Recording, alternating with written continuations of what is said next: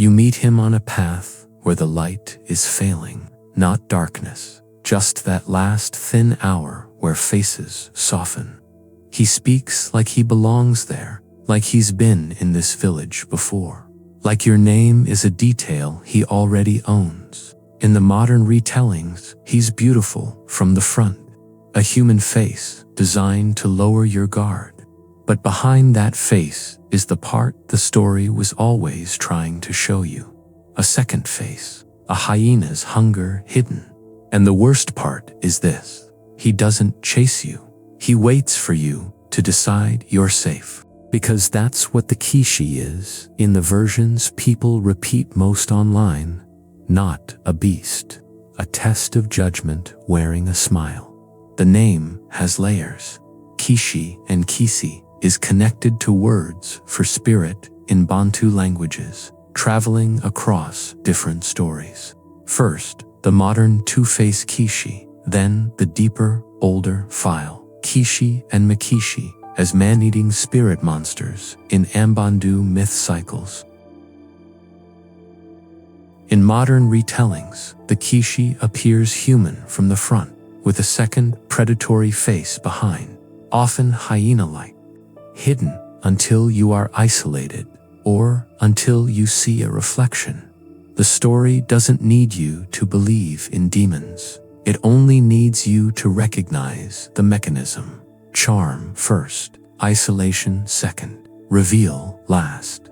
The Kishi doesn't arrive as danger. It arrives as convenience. The person who offers to walk you home, the person who knows shortcuts, the person who talks like safety is something you can borrow from them. And the legend's warning is blunt. If a stranger's kindness only works when nobody else is watching, it isn't kindness, it's selection. Because the Kishi is not a monster who wins by force, it's a monster who wins by consent that isn't fully informed. The Kishi is used as a warning against judging by appearances, with the two faces doing the lesson visually. Rule 1. The Kishi approaches calm. It does not rush, because urgency creates witnesses. Rule 2. The Kishi learns you.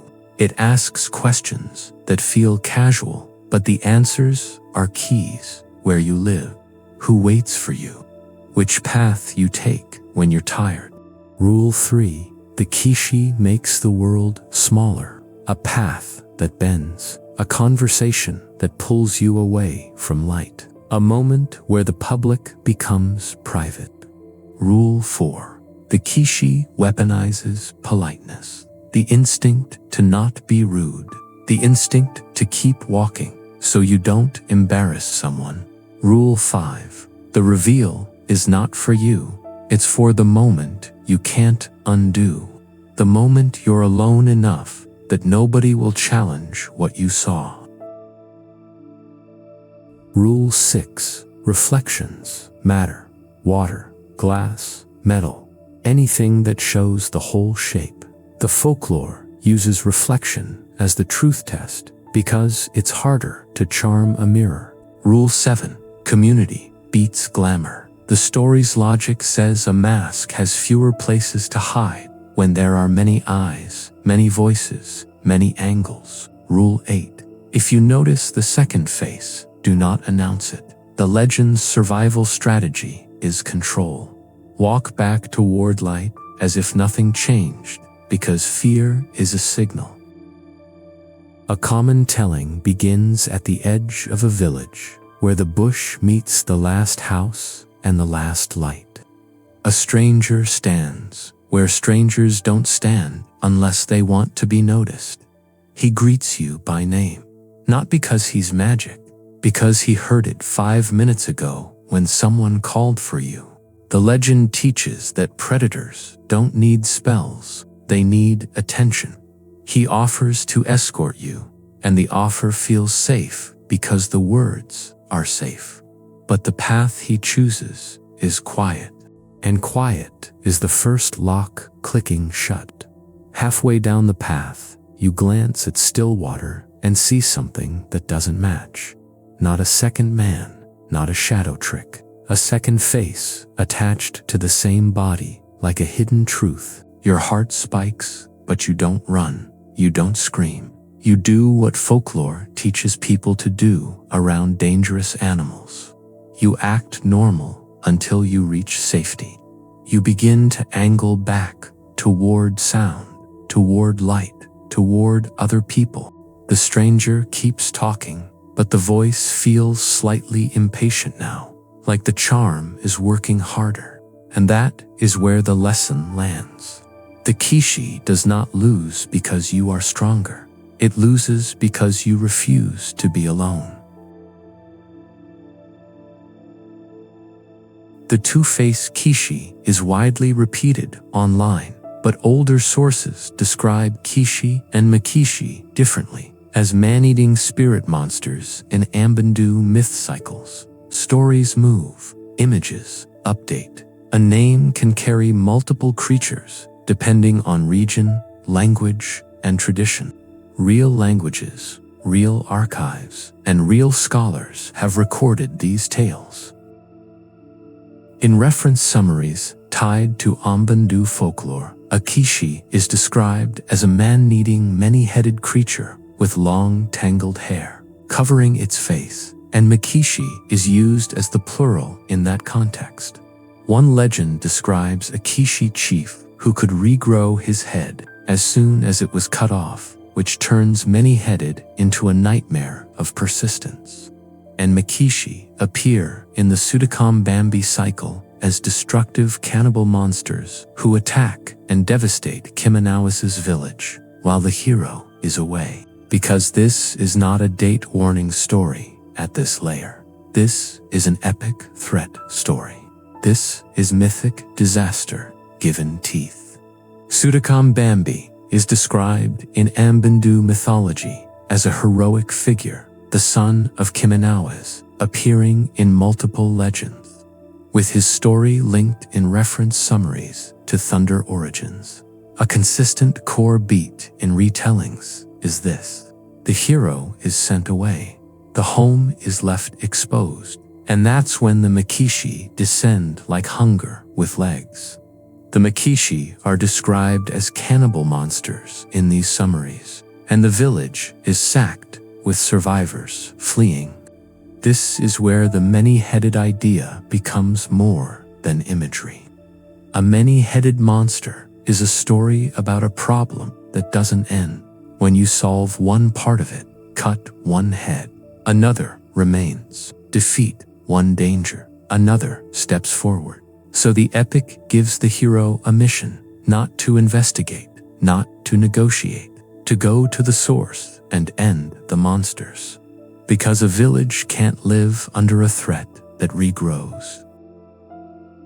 In modern online retellings, Kishi often becomes one iconic figure, two-faced, hyena-backed, designed for a short warning story. Epic threats are huge because epics teach survival at the scale of a people. Warning tales are tight because warnings teach survival at the scale of a moment. So a name can migrate across story types. A spirit monster label can hold multiple forms depending on who is telling it, why it's told, and what lesson is being protected. One more important distinction, because the word makishi appears outside monster stories too. UNESCO describes the makishi masquerade in Zambia as part of the Mukanda initiation ritual, involving masked characters representing spirits, including an ancestor spirit. Makishi. That is not the same thing as calling a community's masked tradition a monster. It's a different use of related spirit language in the region's wider cultural landscape. So in this video, we keep the boundaries clean. Kishi and makishi, as they appear in Ambundu epic references, are one file. Makishi as masked characters in ritual contexts are another file. Whether the Kishi is two-faced in modern retellings or many-headed in older epic summaries, the core fear is the same. You can't rely on first impressions. Danger can wear a shape that makes you hesitate. The two-faced version teaches interpersonal caution. The many-headed version teaches collective caution. Both teach that some threats grow when you treat them like single, simple problems. So the rules become practical, even if the creature is not. Don't travel alone at liminal hours. Don't let strangers isolate you. Don't confuse charm with safety. Don't ignore the reflection test when something feels wrong. And in the epic layer, the rule is even harsher. Protect the village. Because by the time a many-headed problem is inside the walls, it's already feeding. Picture a night where the village is alive with talk, and at the edge, a stranger stands with a human face and a calm voice. That's the modern Kishi. Now picture that behind the stranger is something bigger than a stranger, a hunger that can't be satisfied by one victim, because it's not a person, it's a force. That's the epic makishi memory. One figure, two faces, one name, and the last instruction is simple. If something invites you away from witnesses, away from light, away from community, treat that invitation like a blade hidden in a glove. The Kishi survives because it's useful. It teaches that appearances can be engineered, that danger can hide behind manners, and that some problems regrow if you treat them like one clean head to cut. Two faces in modern retellings, many heads in older epic references. One warning either way. Don't let the smile decide the truth for you.